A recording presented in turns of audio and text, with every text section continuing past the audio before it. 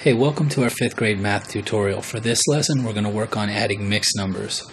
Whenever we add mixed numbers, we have to first look at the denominators. For the first fraction, 3 1/2, the denominator is 2. For the second fraction of 6 3/4, the denominator is 4. So we have to come down below and we have to write those denominators down, 2 and 4. Now we have to write the multiples of 2, which are 2 and 4. And automatically we see that our common multiple, which is also sometimes called the common denominator, is 4. So now we have to rename these fractions to have 4 as their denominator.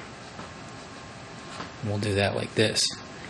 Okay, first let's rename the 3 1/2. We'll start with the denominator and say 2 times what is 4?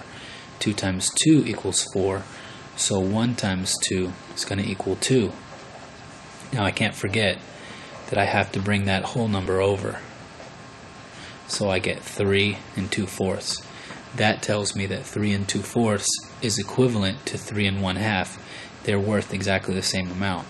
Now to rename this one, you notice it already has a 4 as the denominator, so I'm just going to multiply times 1.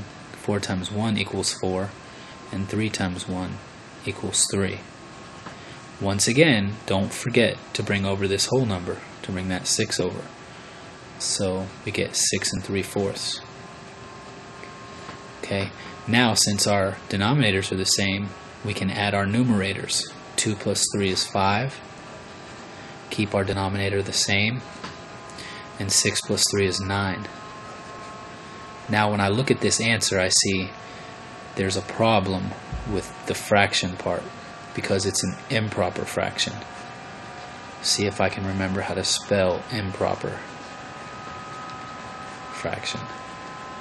If you remember, an improper fraction is a fraction where the numerator is bigger than the denominator, and 5 is bigger than 4. Earlier in the year we learned that a fraction is actually the same thing as a division problem. 5 over 4 means 5 divided by 4. So we can write that like this, 4 going into 5.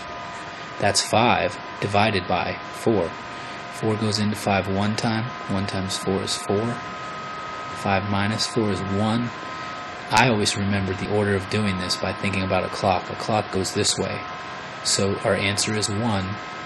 Then we go around to here, and our fraction is 1 over. And then we go around to here, 4. Now we have to remember that we had this 9 here. 5/4 is equal to 1 1/4, so we have to take that 9 and add it to the 1 1/4, and that will give us 10 1/4. We think that's our final answer, but we always have to check it and make sure that it cannot be reduced to a simpler form. Because 1 is the numerator, you cannot reduce a number to be smaller than 1, so that lets us know that our final answer